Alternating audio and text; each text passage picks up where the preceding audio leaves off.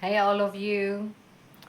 I decided to talk this episode not so much about knitting. I decided to mainly talk about my spinning adventures. This is a project I'm working on right now. It's a mix of yak wool, silk and camel wool. I will explain some more about some of these fibers. I call it my India mix because these are all yarns from India. And this is a project I'm just working on. I'm just in the mood to spin more, and even my Buddhist teachers agree to it. I will add a little video for you guys where my Buddhist teacher is explaining how spinning is helpful for calm abiding meditation, and I will add this now.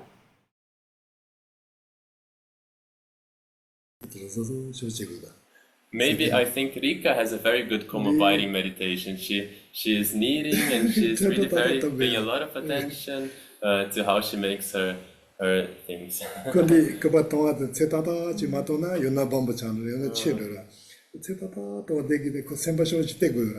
야 비서. And now Rika here is in class, and I think she has the wool and she's creating the, how do you call it, strings? Spinning. She's spinning the wool to create these strings. And Geshe is saying that when you're doing this, if you don't pay attention for a second, then the string breaks or it becomes too big. So you need to be very balanced to be able to do this. 니지고요. 나서 좀 간접도 요 센달라 센용바지고. 하주고 배답다와 하주 혀자와. 그 센용부 진도이나 리레 강을메 왔다. 아니 자소도 야바 찬더라. 하주 답다나 센 강을때 강을때나 거터. And that's exactly how we need to do. If we when we are meditating, if we are too tight with our meditation, I'm going to focus now perfectly. If we hold our minds too tight, then just like with the ropes, the strings of Rika, they come apart, they break. And if we're too relaxed about it, then also it doesn't work. So we need to find this right point for us that can be sustainable and that we can continue to do it and have a very long string like Rika is doing. But mainly, I want to tell you about my spinning journey because I learned spinning on a trip to Ladakh last year.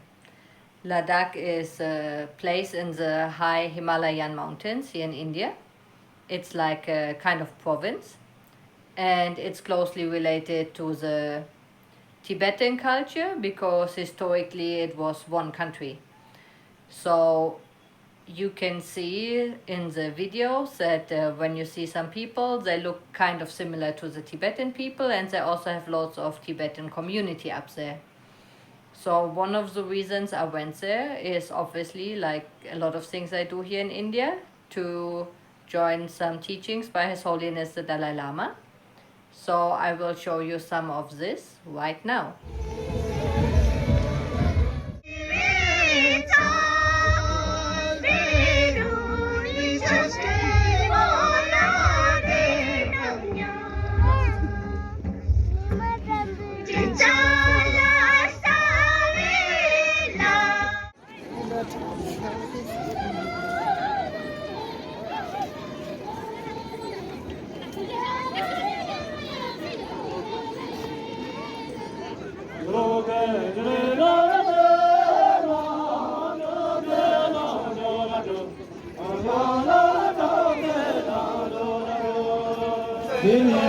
Lajankhagi Gowan number 2, Lajankhagi Gowan number 2, Tanda de Janda Seta Shusegi.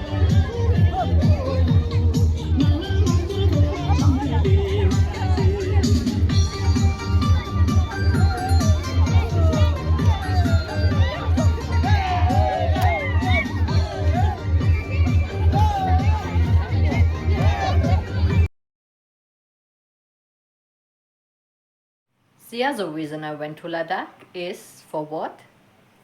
Yaks. Ladakh is one of the regions, especially I think only one here in India, that is famous that they have yaks. But except of yaks, they also have lots of Kashmir goats. So I wanted to see if I can find some of their wool for some knitting. and see what's going on in the area with traditional crafting and this kind of stuff. So fitting to this podcast episode, I'm today wearing my Yak ranunculus. This is made with my Yak yarns. I'm sure you've heard about this company.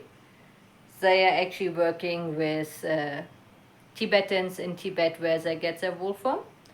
So I used one skein to make this nice little ranunculus, and it's just a really lovely yarn. It's super soft, and as you might have heard, yak wool is like really nice warm wool because these animals live in the high altitudes, but it's not getting too hot even in the summer because they are over like 5,000 meters a lot of the times, and the sun is quite intensely there, so they still have some protection from the sun and also from the rain. So it's quite a nice material, and I went to explore if I can find some yaks and some of these things in Ladakh. So I will show you some of the wool I found on my trip in these little clips now. Okay, this is some sheep wool from Ladakh, and this is still quite dirty. It needs to be washed like most of the stuff I got because it's literally fresh from the animals.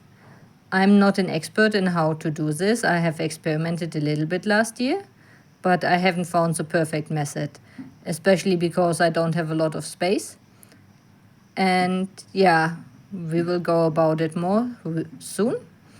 But this is what I got. I got 1 kilogram for 300 rupees, what is like 4 euros. So this bag is something really special. This is cashmere or pashmina wool from Ladakh.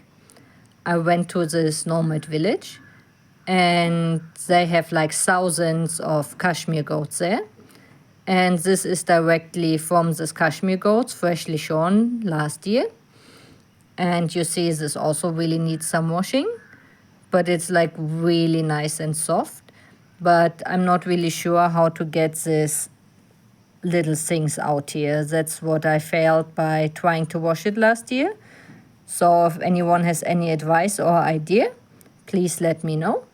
But it's a 1 kilo bag of really fluffy special cashmere wool. So here you see what I have most of.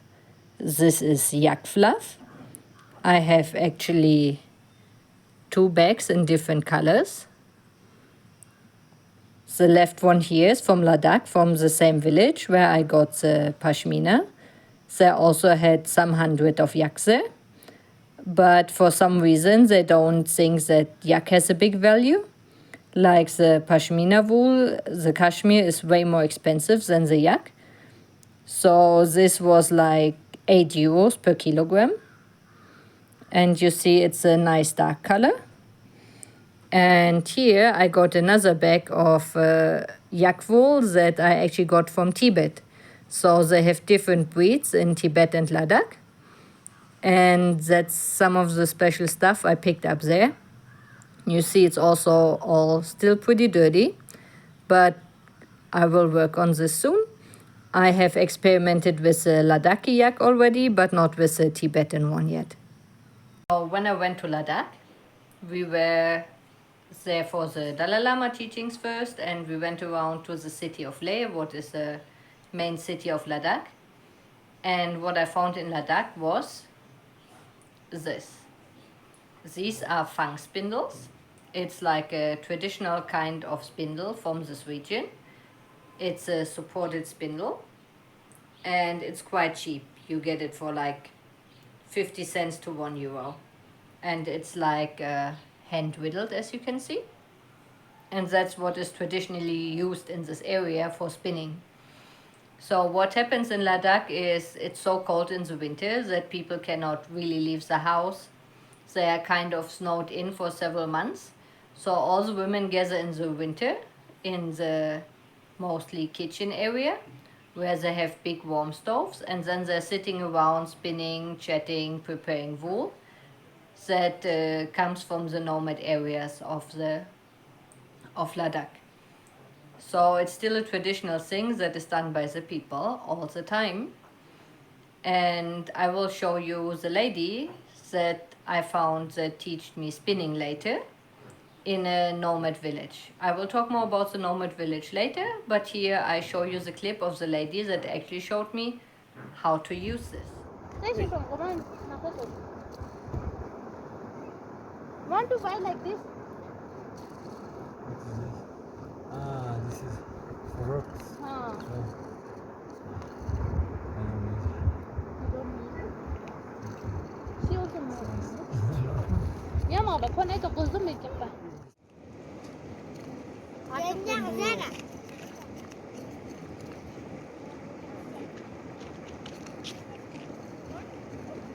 So for a supported spindle, you actually need a spinning bowl.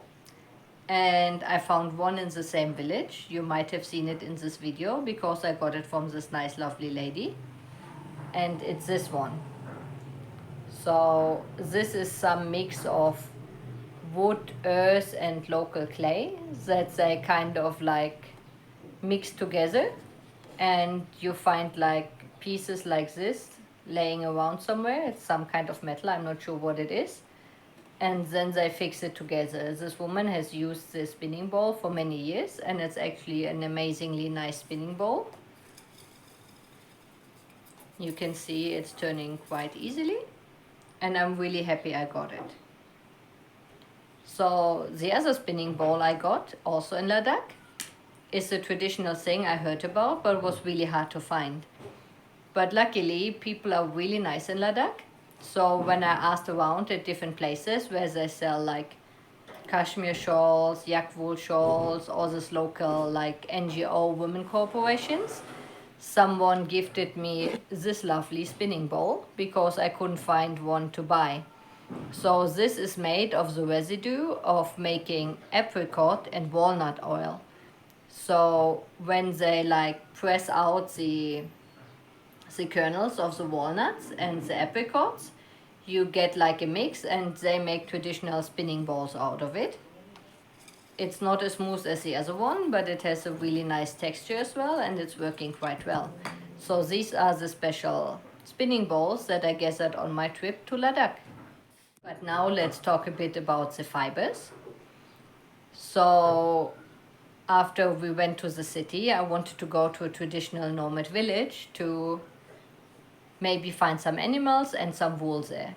It's not so easy to find wool, like not like ready-made wool for knitting. You can find like the ready-made shawls and stuff. So there's places where they have like weaving places. So I will enter, like I visited one of the weaving places in a little village. I just saw it by passing by there, and I just stopped and had a look at it. And the people were really helpful. They are called Utpala in Leh. And in the place where they are producing these things, I took some videos of the woman weaving and spinning. And I will enter these videos right now for you guys.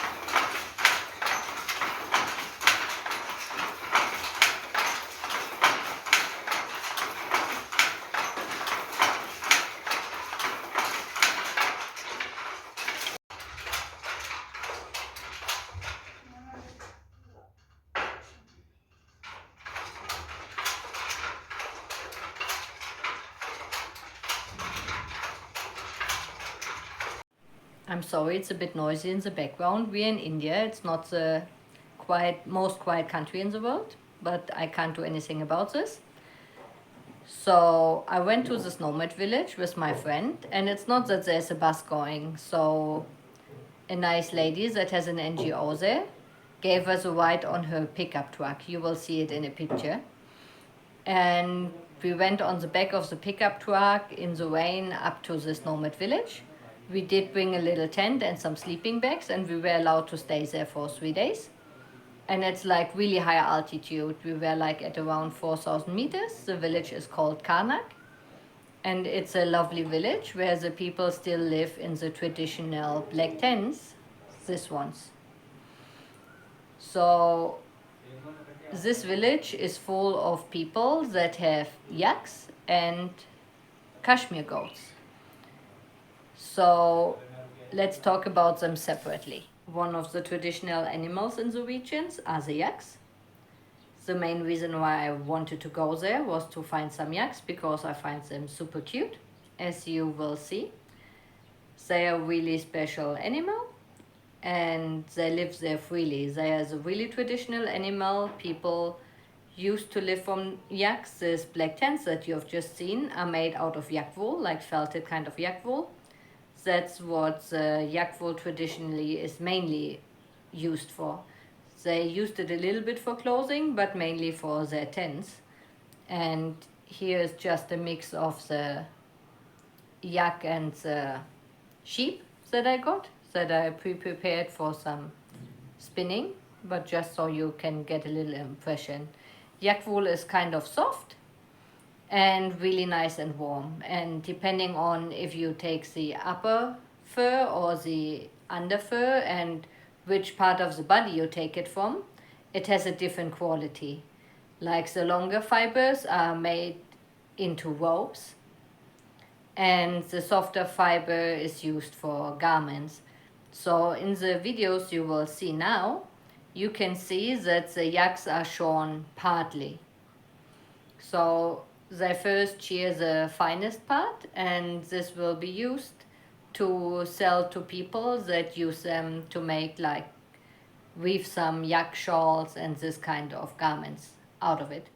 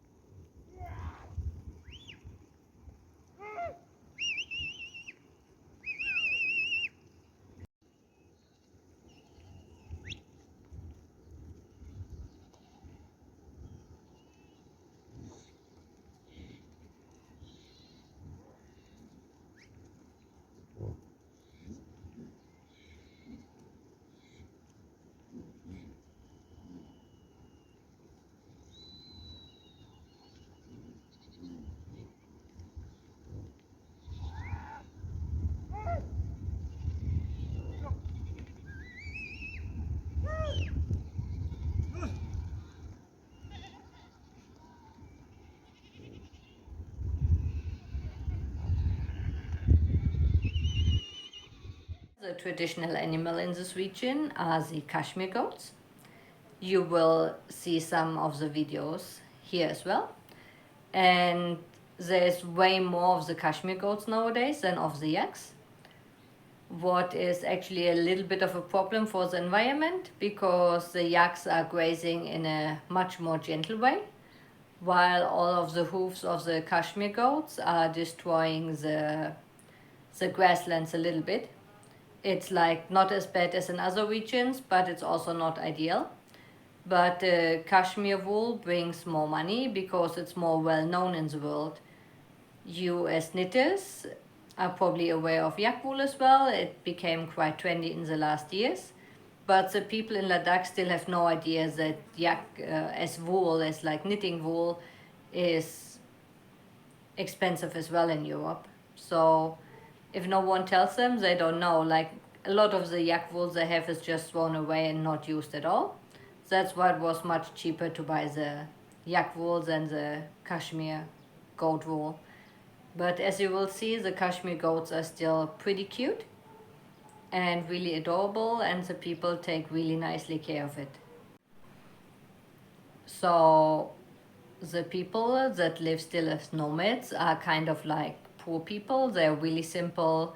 There's like not a lot of electricity there. There is obviously no internet connection at all up there. We couldn't even charge our phones for the 3 days. I'm lucky that I still have some pictures from the last days because we really had to go on like energy savings the whole time because there was no chance to charge something. So the lifestyle is pretty traditional and easy, and they have like the summer camps where they really live in the tents, and nowadays for the winters they have some little huts.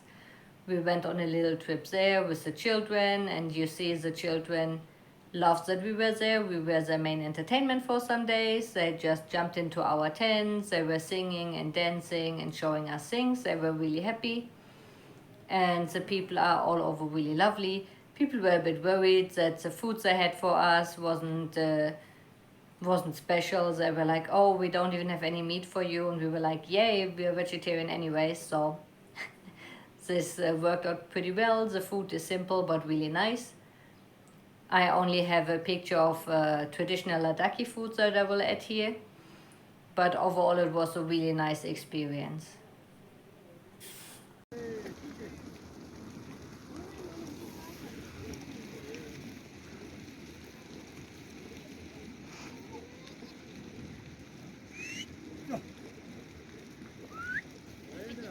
다시 delay.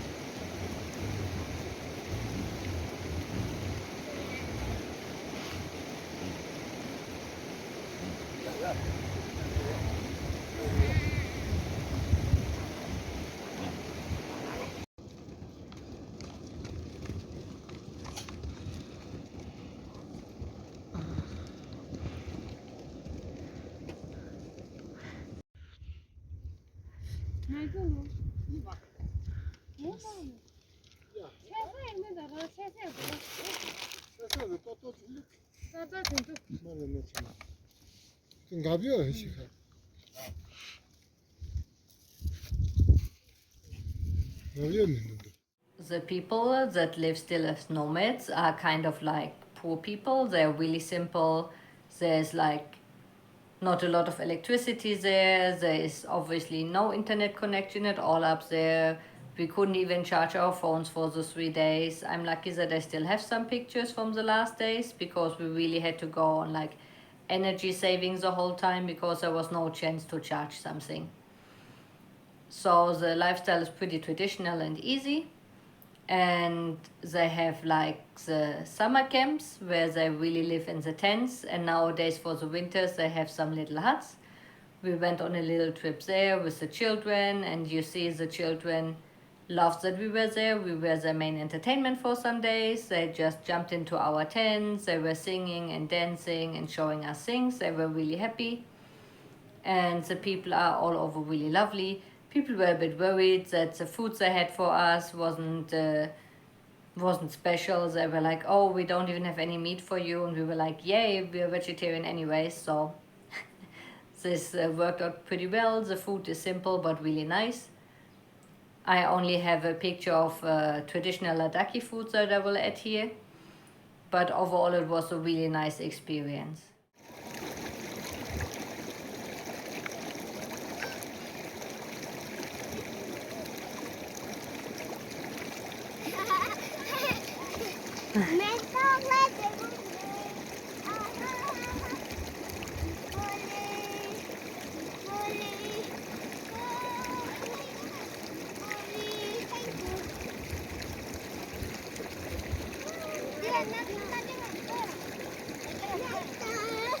Yak goma diyecek. Yak goma diyecek zaten.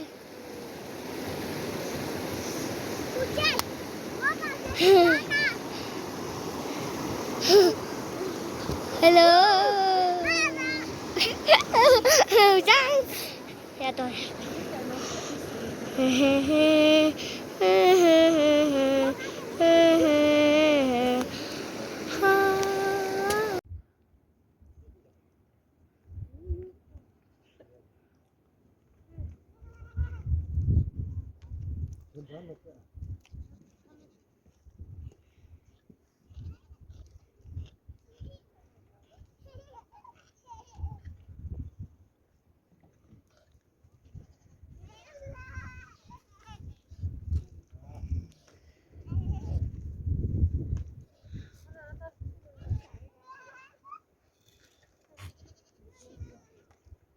And at the end of this episode, I will just put some pictures of Ladakh.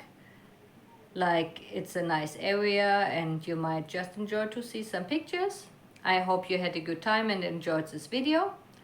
Tell me if you have any other questions, and I will see you all soon. Bye!